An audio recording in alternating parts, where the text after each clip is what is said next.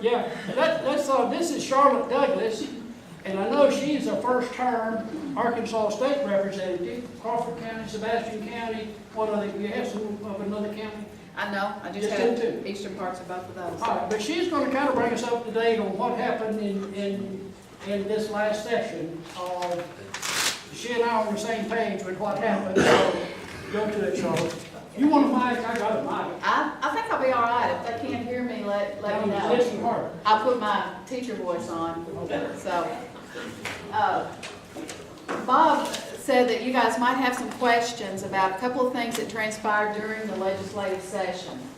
I had lots of questions as a first term, but he said specifically you might have some questions about how our Speaker of the House was selected, the turmoil that ensued around that, and then the private auction, how that transpired, and maybe, you know, what my take on that is. But I would be glad to let your questions lead my discussion as well. So, from my point of view, does anybody in here have a question about the speaker's race? Is that something you would like for me to address, or is that something you don't even know that you've got a question about? Charlotte, I would say a little bit about that if I were you, Okay. about Terry Rice and how it kind of got, Spun how around. Peavy kind of took over. And Okay, all right. We know Terry Rice, so he's a very good man. He is an outstanding, representative for his area. When we were elected on November the 7th, we showed up down there 2 or 3 days later, and it was up to us to, within our Republican caucus, to kind of decide who we were going to support for Speaker of the House. We were all terribly excited as first-termers and as a Republican body that it was looking like we were going to have a thin, but we would have a majority for the first time in 136 years. So we were excited, yes. And that was due to you all's hard work to get people elected, and we all appreciate that effort. That thin majority was led by Terry Rice, and for a year he had worked tirelessly to raise money for candidates like me, to encourage us, to call us. He had a huge presence. He was organizing things. He was getting things ready for us to be the majority. The thing that I think went wrong within that situation was that some of the old guard was perceived as going to have all of the chairmanships, budget, tax and commerce, health, those important committees. And there was a younger group that perceived that they were being left out of the situation and would not have any say. And that led to a small faction, and this is completely legal. Nothing was illegal about how it was done. It's a process that we as voters have allowed to be within the rules of the House. Anyone can run for Speaker of the House. We wanted to be united behind Terry Rice because he had done the most work. And this other smaller group wanted to choose someone that they perceived would do a better job of being a person that could bridge the Democratic-Republican gap. Someone that might be able to bring those two sides together, especially since we were going to have such a thin majority. They worried that maybe we wouldn't be able to get anything done if we did not have somebody that could bridge that gap. And they perceived their candidate as being able to do that. So the voting took place, And their candidate, because they had reached across the aisle into the Democratic ranks, and the Democrats knew we had enough of a majority to select the speaker. So they saw an opportunity with this younger group that was reaching out to the Democrats. They saw an opportunity to have more of a say in this year's legislation. And if I'm off base, Charlene. No, you're right on. Okay, all right. I think you're sugarcoating it. Okay. So they reached across the aisle to the Democrats and said, if you want this young group that's going to bring in Democrats and Republicans to the table, then elect me. And their Democratic caucus decided to do just that. They got behind our Republican, the nominee that put his hat in the ring, David Carter. That meant that we as Republicans, it didn't matter how, whether all of us voted, since we were missing about 10 of our group. The new group took about maybe 10 of the Republicans. I'm not even sure it's that many. But then we were down 6 for sure. Frankie said, I think Yeah. that's true. So they took enough of us that we could not elect our own speaker. So the Democrats plus the 6 from our party that joined together elected this more middle of the road Republican to lead as a speaker. Caused a tremendous rift within the 51 members of the Republican caucus. And that lasted for a good while.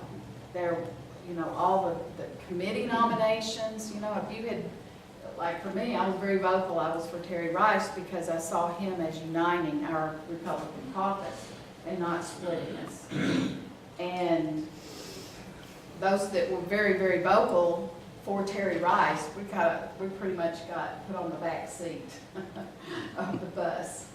And, that was disappointing, my first week up there to have this huge rift within our caucus. It took the joy out of us having the majority. It just took the wind out of us for that to happen. But there's nothing to do but to go on at that point and do the best that you can with, what has been elected. We are looking, I've been asked to chair our rules committee within our caucus. And in doing that, I asked for rules from other states so that we could look at some things that are being done to maybe improve our process. One of the things that Tennessee has done, and it's born from this same situation that happened in Tennessee. They had somebody that was elected that was really not representative of the Republican caucus.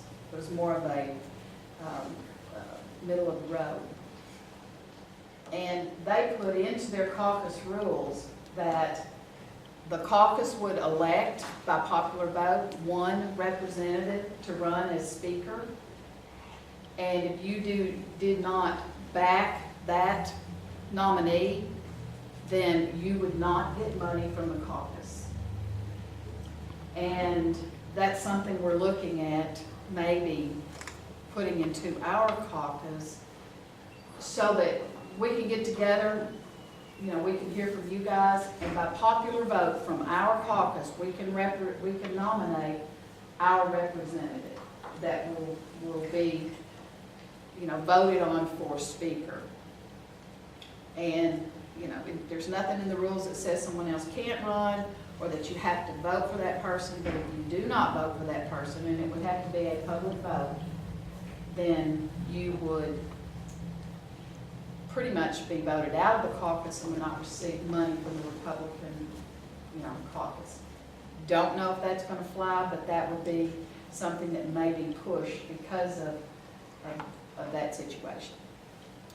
I've explained it. Anybody have a question about it? And then I'll move on to the private option. Oh my gosh, we've got a troublemaker on the front row. Yes, sir.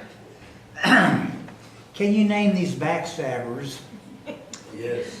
And are any of them running for a higher office so that people will know that they are really who they really are? Right. There's a part of me that wants to put their names up on a billboard with lights and say nobody support them. I'll put it on There's another YouTube. part of me that has seen the tremendous harm that this rift has brought to our Republican Party. And to put those names out there and to say nobody vote for them would almost make us, it would be more harmful. I'm thinking it could be. I had those same thoughts. We do not want to elect any of these that, made those bad choices. But our Republican Party, to me, is in such a delicate spot to even go back and regain, or just to keep our 51. Yeah, it's like Larry, I mean, Terry's not running again this next time, is the No, bad part about it. He's turned out. The other fella told him he wasn't gonna run though, right up to the last before he run too. And if it was me then, what I would do if I was gonna single out any Republicans, it would be him that I would single out for not getting reelected. That's the way I'd do it. But he's gone. But I'm not the boss. Right. So you're saying the one that is most egregious would be Speaker Carter. But I'm just telling you, from the meetings I've been to, the discussion about the private option, the discussion about the speaker is eating us alive. And our biggest fear has not got to be retribution on those who made poor choices, but it's got to be pulling ourselves together as a party, backing good candidates, vetting them, and let them know what you feel like about what transpired. They need to hear from you, how egregious it was, what happened. But we've got to repair things and move on, or we're not going to go back with a majority next time. And if we don't, the work that you guys all did this last time is going to be for naught. And coming from my mouth to say that, I was hurt probably as much as anybody by this process. Because on the first day of session, January 14th, when we all lined up there to vote for the speaker, I was the only no vote.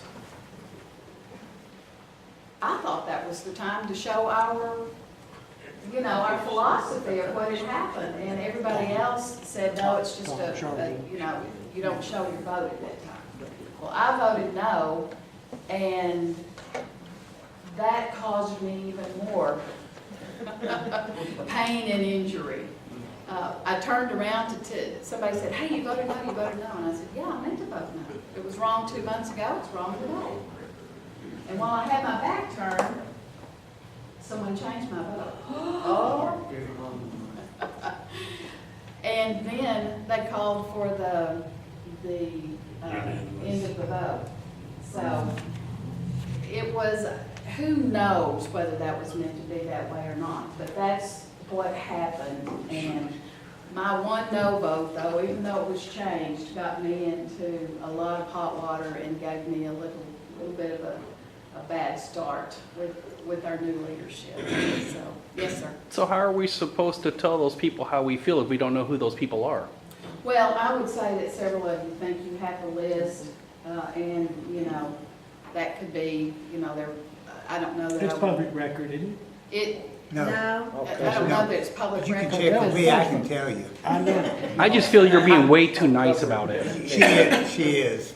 I hear that, and. Because you got stabbed real bad. You had your vote changed. That is just wrong as all get out. Yeah, and it was, it was just a crazy situation. No, it was beyond crazy. It was obscene.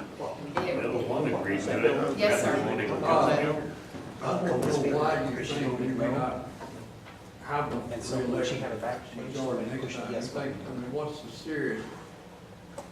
You know, what we need is, instead of 51 Republicans, to have 60 or 58 or Right. something. Well, And that way, it'd take a lot of them. What you had 51 Republicans, 48 51. Democrats, and one independent that voted with Democrats. Green Party, Now, that all of the Democrats voted for this Republican that they preferred. Probably, maybe one or two, All It was except not for an open vote. every one no one. vote. we don't So know. they got the Republicans, Every they didn't get one. a Democrat, but they got the Republicans. You need to that stay they here so you preferred. can hold me down. I'll for a tell it second. in a minute. Well, now, I don't know if you read in Gazette, but this Mr. Carter wrote a deal complaining about the Republicans and didn't want moderates like him, and he talked about the fringes. And he talked about this far left, Crazy group. crazy group, and he put us conservative Republicans at the other stream as a crazy group.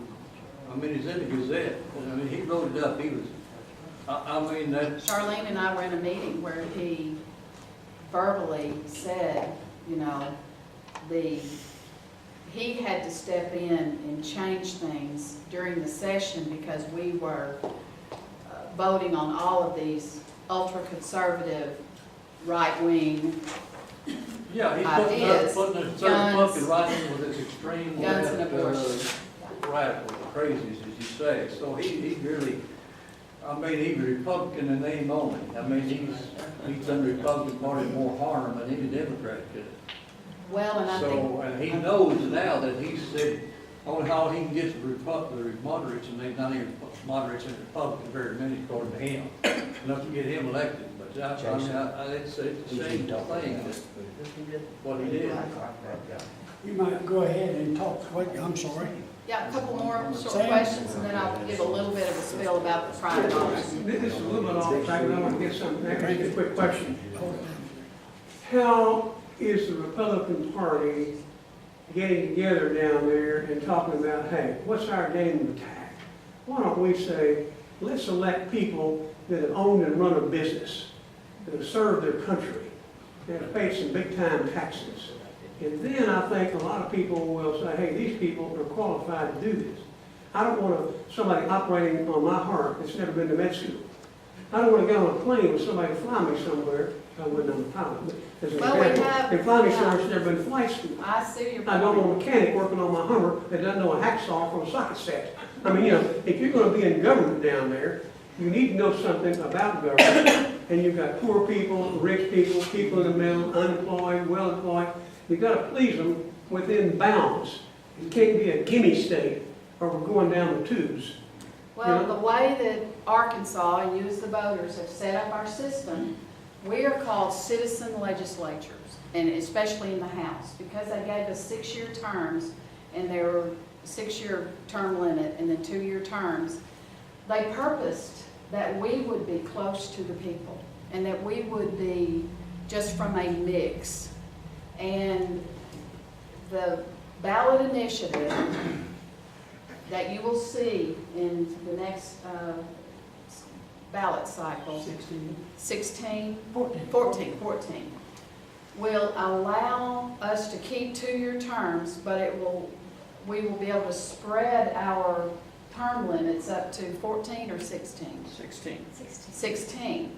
Now, what that would allow is, instead of me terming out at 6 years, after I finally figure out how this works, and, you know, it takes you just a little while to get the seniority that you need and people to know you, then it would allow me to stay in the legislature up to 16 years, or I could stay in the legislature 10 years in the House, and then I could serve the remainder in the Senate. You could split it up any way you want to, but you could have a longer time up there.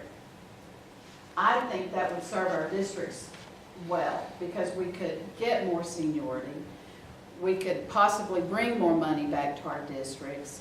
And vote, decide with your vote. We're so scared of term limits, but people get out and vote if you don't like, who sent that down there. But the term limits I'm not seeing as working very well. We never would have had a term, we never would have a Republican majority if we hadn't gotten term limits. And I think you're right about that. Oh, yeah. At one point, that's And probably Charlotte, right. right, so we can move on. Okay. But I would be opposed to extending the term limit. I We had always that thought term discussion. limits meant you stayed 6, you come home. I didn't know when we voted for term limits, you could stay 6 and then run for Senate for 10 or 12 more. I thought we just had it where you run for 6 years, you come home. And the senators stay for 2 6-year terms, I think, and they come home. That's They what couldn't we run thought, for that's four. what me as a voter thought, so I'm against it. I think term limits is just like he said, is what creates. Why are you here? To get some money. What kind of money? Obama money.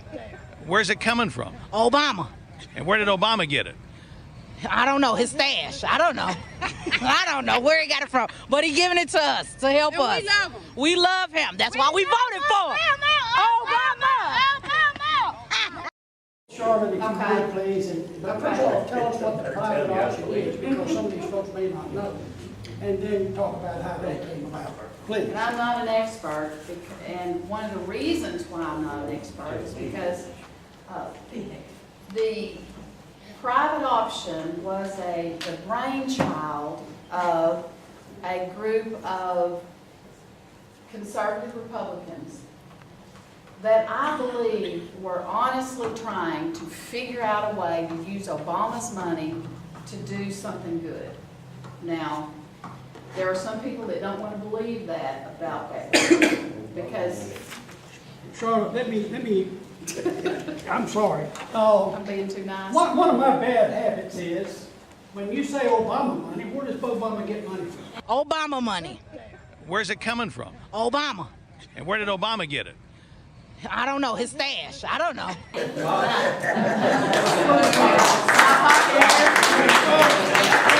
I got so frustrated when our legislators kept saying, Obama's gonna pay for this for 3 years, it ain't gonna cost Arkansas. And I'm saying, damn, I don't know what they do with my money.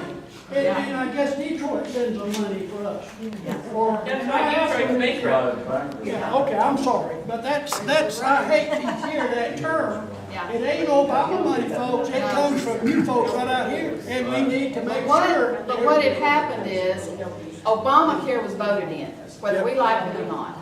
So this group wanted to try to figure out a way we could turn that into something positive for our state.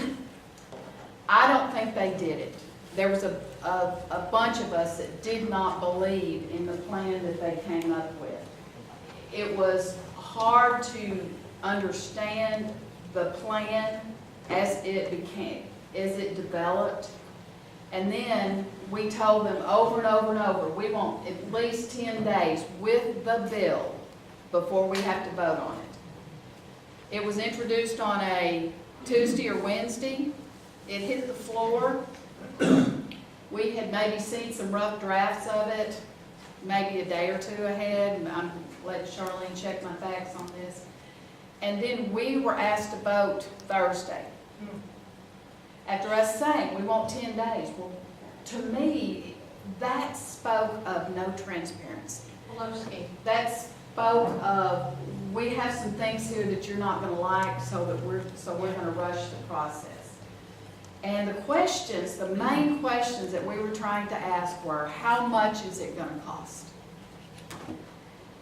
Don't worry about the cost, we'll get that after we vote it in, and we have to vote it in before the insurance companies are gonna be able to give us a cost. But we are pretty sure it's gonna be, where we want it.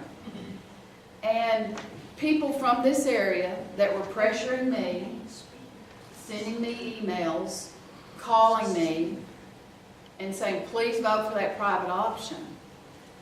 My response back to them was, would you sign a real estate contract for a house and there be no price at the bottom of that contract?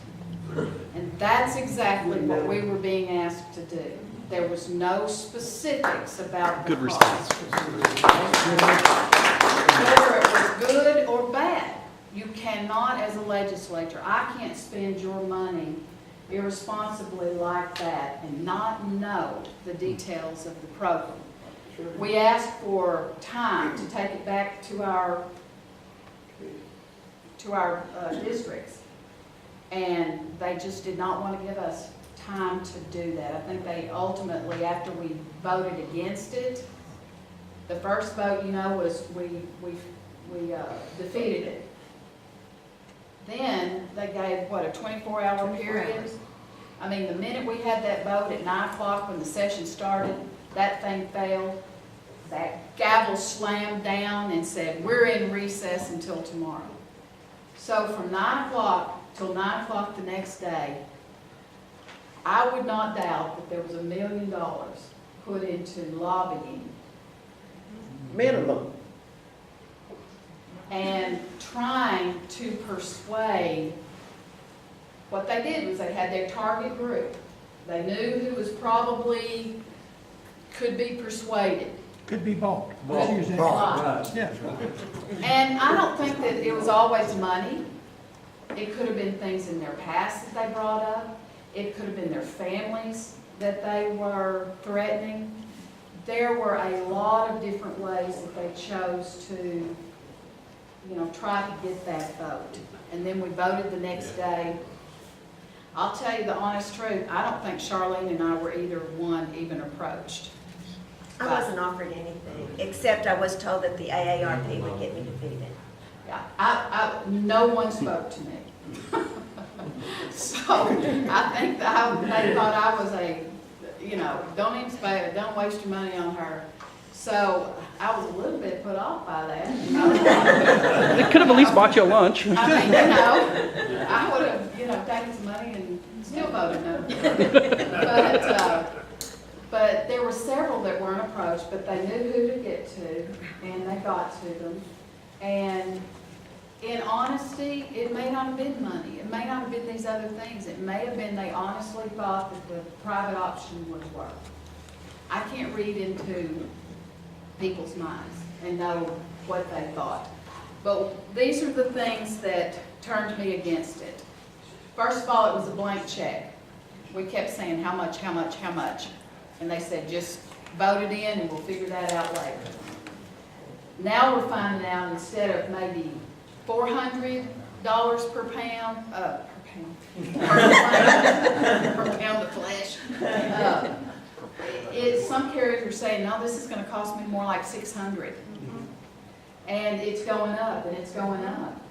And there's another strong element to this that I didn't realize. There's no family plan. You don't get a discount for having 5 or 6 people in your family. That's what I'm understanding.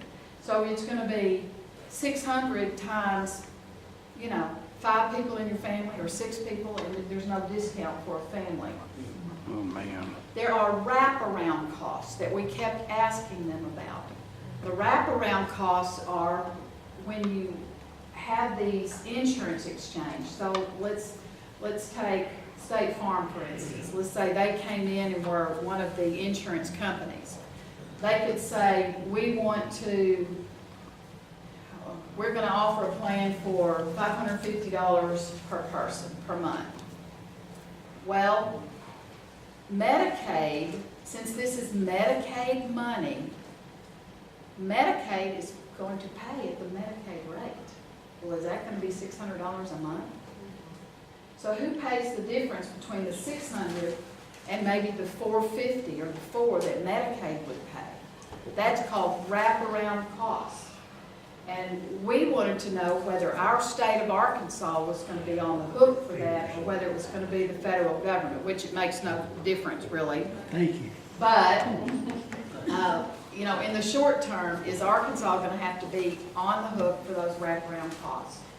And that is still not come to light. Do we, I'm not sure we know for sure, do we, Charlene, about the wraparound costs? Another thing we were very upset was, $17 million, somewhere in there, was spent on navigators. They're not gonna just offer these new plans, they're gonna go door to door and sign people up and try to spend all that money. They're training at UA Fort Smith. They've got binders this thick that they're going through. I've got a couple in the back of my car because I've requested to look at the information that they're giving to the navigators that are going to go door to door. How much are they paying those navigators, about $50? $12 an hour, but that's negotiable. And that's at the bottom end of the rung. There's some that are going to get more. Progressive. Then, I don't know if Charlene was in the health meeting the other day when we are gradually getting healthcare providers that are in the network, like the community health centers, the different departments are coming to the health department or coming to the health committee and saying, you know what, we kind of like that, and we pushed it, and we really, really, really wanted you guys to pass it, but we can't live within the budget that you've given us. So we're gonna have to have a whole lot more money to do what you've asked us to do. So they're coming back now that they're seeing the fine print and things are changing. But one good thing that did come out of it, if you can look at any good out of this, is the healthcare reform. We passed 6 bills that would target fraud and waste, abuse within the healthcare system. And we did negotiate those reforms that could ultimately save us enough money, maybe not for the state to take such a hit on it. The sad thing about this private option was that it probably never would have passed if it had not been a Republican plan. The governor sat back and he pushed it. All of the Democrats were very silent about it. And why was that? If we had let it alone and let the Democrats try to come up with something, I think it would have been a different outcome. So I'll take questions, and I've taken way too much time. Young lady over the corner. Mr. Ken Yang needs to tell you guys some I'm kind of new to getting involved in politics. Yes, I voted, and I always voted for who I thought was right. But I am getting to the point where I think people, and I'm not saying it's you because I don't know a thing about you, I'm sorry, and once they get there, they don't care about what's really right. And there's several different ways to decrease the health care costs. Number one is insurance for cars. You can get it from another state, like Hartford, Connecticut, or something like that. So you can shop for what's cheaper. When you shop in state, you're kind of stuck with what you got. It's kind of like there's only one jar of peanut butter on the shelf and there's no other brand. And that's one thing the exchanges do, they open it up across state lines. Well, then why can't they do that for They're private supposed to be insurance? competitive. So like if a business or self-employed, they have their own health care insurance, but they're paying the Arkansas rate, why can't they pay the other state rate and stuff? It might save them money to where the whole family can be. I think competition is the key Competition is the best. to most. Second thing that would help is if a doctor makes a minor mistake, not life-threatening and not disability-wise, there should be a cap on how much malpractice you have. Because when his insurance goes up, his rates go up, and when his rates go up, everybody else's rates go up. And then he gets nervous about have I prescribed enough tests. Right. And so then you're just spending money, good money after, Yeah, we looked at tort reform and some of It those needs to be. issues. We need, and everything, it needs to be done. He's had his hand up since I started talking. Who is he? Oh, John? Navigators, I have two questions actually. And I may not be able to answer, but I'll try. It sounds awful close to an acorn meal to me. Well, one of the other things that came up was, suddenly all of the bids were out and they had decided on all of the agencies that were going to get the bids. I don't know what legislative oversight there was in the bids or who got the bids. And there was a lot of, discussion about that. Next thought, with the governor and the rest of them sitting back, they kind of snickered the Republicans. And Some now- of the Republicans. Now y'all, I agree, but now y'all unfortunately own this, and it's a mess. Well, It's gonna come back to haunt us. Socialized medicine. we are given this mess. We have some options. One is in January, we can vote to unappropriate it, disappropriate. And that will take a 75-member vote. If you want that to happen, I don't know, there's a lot of people that say that's a possibility, especially with the things that are happening between now and then with Obamacare saying, oh, we can't get this together. We're going to have to put this on hold. Oh, we're not going to be able to do that. So I think there's a lot of distrust in the system, and that might, where'd that come from?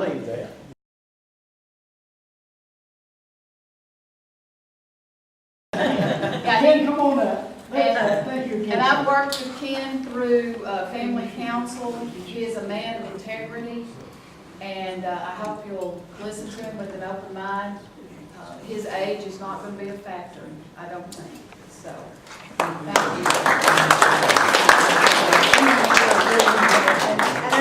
And Charlene is going to introduce this young man because she's a friend of him also, I understand. Charlene, you got the floor. Okay, thank you so much. I think I've met most of you, but for those who I haven't met, I am Charlene Fight. I'm state representative for District 80, which is Northern Crawford County and Western Washington counties. So I don't have Sebastian, but I consider you all from Sebastian County to be my friends, and feel free to contact me at any time. I am very, very pleased to have the chance to introduce to you my friend Ken Yang. Ken gives me great hope for the future of our state, to see a brilliant young conservative like Ken, who is willing to take on the task of running for a statewide office. Ken is one of the hardest workers that I have ever met.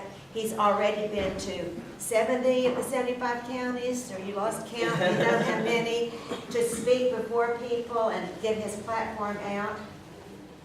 I got to know Ken. I met him for the first time a few years back at a banquet, and someone said, you should go talk to him. He speaks Chinese. And I lived in Taiwan from 1982 to 1989. I was a missionary there and studied Chinese. So I went over and started talking to Ken. Then when I got to Little Rock, there was Ken. And Ken was working for the family council. And I would see Ken at breakfast, and we would talk in Chinese, and it was really fun. Principles, core convictions are very, very important. Because I believe that the Tea Party wouldn't exist if the Republicans had forgotten their principles in the first place. Yes.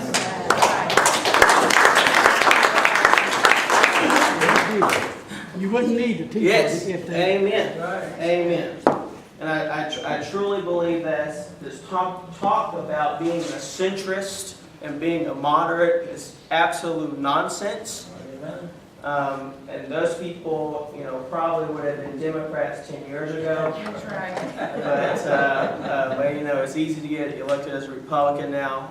But yes, you had mentioned that to me previously, and it's very, very important. The U.S. Constitution, Arkansas Constitution.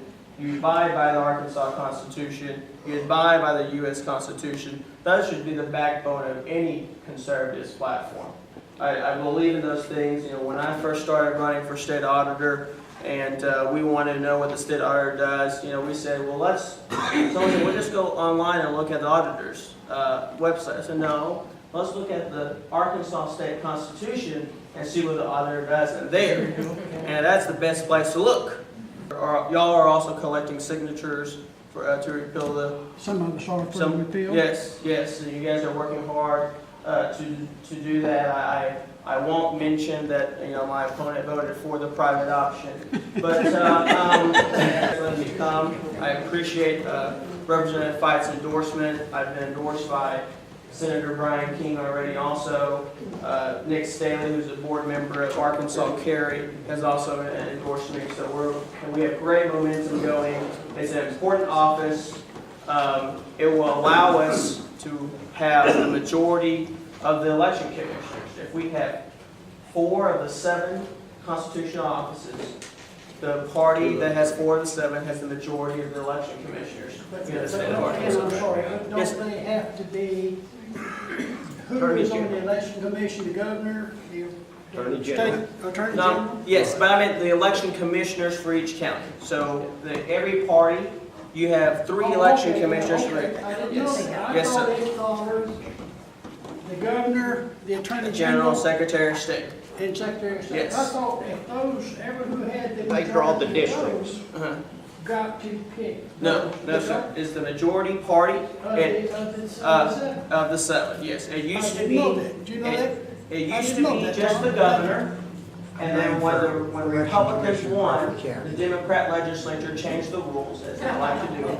And so now it's the majority of the 7. And so it's very, very important that you support all of the constitutional office, because everyone wants to be part of the Senate campaign, the governor's campaign.